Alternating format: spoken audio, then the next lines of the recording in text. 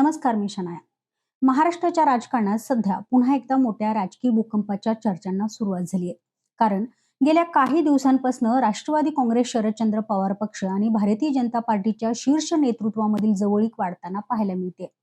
काही दिवसांपूर्वी ज्येष्ठ नेते शरद पवार यांनी पंतप्रधान नरेंद्र मोदी यांची भेट घेतली होती.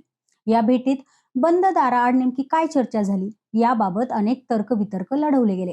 त्यानंतर सुप्रिया सुळे यांनी केंद्रीय गृहमंत्री अमित शहा यांची भेट घेतली आणि त्यानंतर पुन्हा एकदा अमित शहा यांच्यासोबत त्यांची भेट झाली.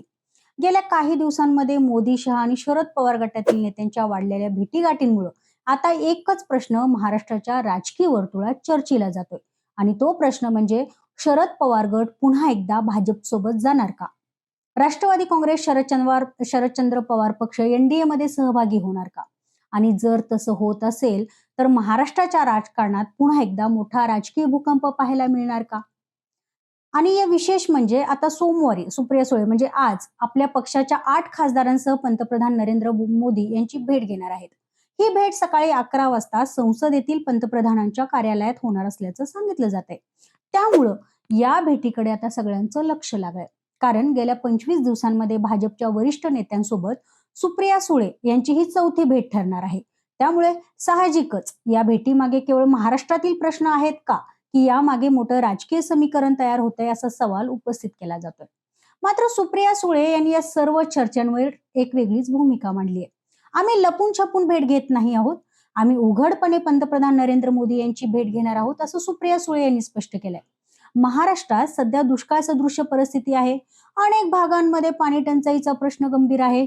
शेतकऱ्यांच्या आत्महत्यांचा प्रश्न आहे. शेतकरी कर्जमाफीचा मुद्दा आहे. वाढत्या शहरीकरणामुळे निर्माण होणारे प्रश्न आहेत आणि खासदारांना मिळणाऱ्या विकास निधींच्या अंमलबजावणी देखील अनेक अडचणी येत आहेत. हे सगळे प्रश्न घेऊन पंतप्रधानांची भेट घेणार असल्याचं सुप्रिया सुळे सांगतात. त्यांच्या म्हणण्यानुसार संसदेत सध्या कामकाज व्यवस्थित होत नसल्यामुळे महाराष्ट्रातील हे महत्वाचे प्रश्न थेट पंतप्रधान नरेंद्र मोदी यांच्यासमोर मांडण्याचा निर्णय घेण्यात आलाय. पक्षाच्या 8 खासदारांनी पंतप्रधान मोदींकडे भेटीसाठी वेळ मागितली होती आणि पंतप्रधान नरेंद्र मोदी यांनी सोमवारी सकाळी 11 वाजता म्हणजे आज भेटीसाठी वेळ दिली आहे. पण सुप्रिया सुळे यांनी भेटीचा उद्देश स्पष्ट केला नसला तरी देखील राजकीय वर्तुळातील चर्चा मात्र थांबलेल्या नाहीत. कारण गेल्या काही दिवसांमध्ये घडलेल्या घटनांचा क्रम पाहिला तर या भेटी नक्कीच लक्षवेधी आहेत. 15 जुलै रोजी सुप्रिया सुळे यांनी अमित शहा यांची भेट घेतली होती. या भेटीत मतदारसंघ पुनर्रचनेच्या म्हणजेच डिलिमिटेशनच्या मुद्द्यावर चर्चा झाली होती. त्यानंतर 22 जुलै रोजी शरद पवार आणि सुप्रिया सुळे यांनी नरेंद्र मोदी यांची भेट घेतली आणि महाराष्ट्रातील कृषी आणि सिंचनाच्या प्रश्नांवर चर्चा झाल्याचं सांगण्यात आलं.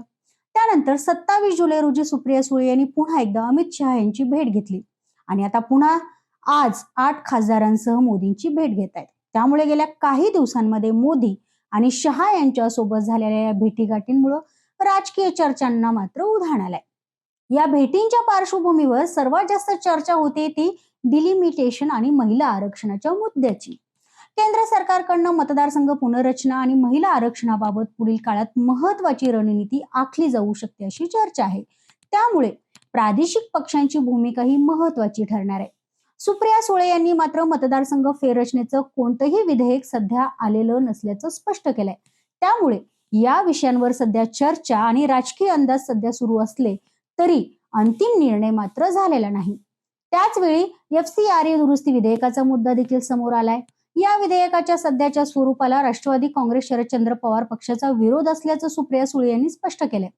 सरकारने हे विधेयक आणलं आणि त्यावर चर्चा करण्याची संधी दिली तर ते संयुक्त संसदीय समितीकडे म्हणजेच JPC कडे पाठवण्यात यावं अशी पक्षाची भूमिका असल्याचं त्यांनी स्पष्ट केलंय. म्हणजेच मोदी सरकारसोबत भेटीगाठी होत असल्या तरी देखील प्रत्येक मुद्द्यावर शरद पवार गट सरकारच्या बाजूने आहे असं चित्र अजिबात नाही. त्यांच्या काही महत्वाच्या मुद्द्यावर त्यांचा विरोध हा कायमच आहे. पण तरी देखील राजकीय वर्तुळातील चर्चा या एका प्रश्नाभोवतीच फिरते, तो म्हणजे शरद पवार गट म्हणजे NDA मध्ये जाणार का? कारण महाराष्ट्राच्या राजकारणात गेल्या काही वर्षात मोठे बदल झालेले आहेत. शिवसेना फुटली, राष्ट्रवादी काँग्रेस फुटली, अजित पवार गट भाजपसोबत सत्तेत गेला आणि आता शरद पवार गटाचा भाजपच्या शीर्ष नेतृत्वासोबत वाढलेला संपर्क पाहता पुन्हा एकदा नवीन राजकीय समीकरण तयार होणार का याची उत्सुकता निर्माण झाली आहे. काही राजकीय निरीक्षकांच्या मते शरद पवार गट आणि भाजप यांच्यातील संवाद हा केवळ महाराष्ट्रातील प्रश्नांपुरता मर्यादित असू शकतो.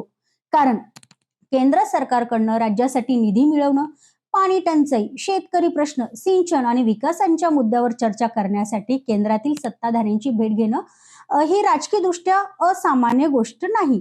तर दुसरीकडे काहींचं म्हणणं असं आहे की राजकारणात कोणतीही भेट ही पूर्णपणे राजकीय अर्थाशिवाय होत नाही. विशेषतः जेव्हा काही दिवसांच्या अंतराने एकाच पक्षाचे नेते पंतप्रधान आणि गृहमंत्र्यांची वारंवार भेट घेतात, तेव्हा भविष्यातील राजकीय समीकरणांचा विचार नक्की सुरू असल्याची शक्यता नाकारता येत नाही. मात्र सध्या सर्वात महत्वाची गोष्ट म्हणजे शरद पवार गट एनडीए मध्ये जाणार असल्याची कोणतीही अधिकृत घोषणा झालेली नाही. त्यामुळे केवळ मोदी आणि शहा यांच्यासोबत झालेल्या भेटींच्या आधारावर शरद पवार गट भाजप सोबत जाणार असा निष्कर्ष काढणं घाईचं ठरेल. पण राजकारणात संवाद आणि भेटीगाठी यांना फार मोठं महत्व असतं. त्यामुळे या भेटींकडे भविष्यात काही नवीन राजकीय समीकरणं तयार होतात का, यावर लक्ष ठेवणं देखील तितकंच महत्वाचं आहे. विशेष म्हणजे सुप्रिया सुळे यांनी स्वतःच या भेटीवर स्पष्टीकरण दिलं आहे. आम्ही लपून छपून भेटत नाही, आम्ही उघडपणे भेटणार आहोत असं त्यांनी म्हटलंय. त्यामुळे या भेटींचा राजकीय अर्थ काढणाऱ्यांना त्यांनी एक प्रकारे उत्तर दिले. मात्र राजकारणात अनेकदा जे दिसतं त्यापेक्षा पडद्यामागे सुरू असलेला संवाद हा अधिक महत्वाचा असतो.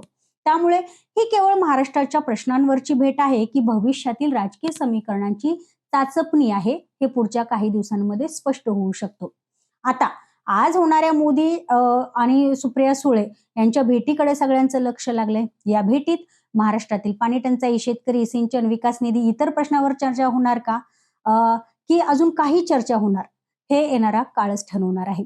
तुमचं या बाबतीत काय मत आहे, कमेंट करून मला नक्की सांगा. आणि हा व्हिडिओ आवडल्यास लाईक करा, शेअर करा आणि सबस्क्राईब करायला अजिबात विसरू नका.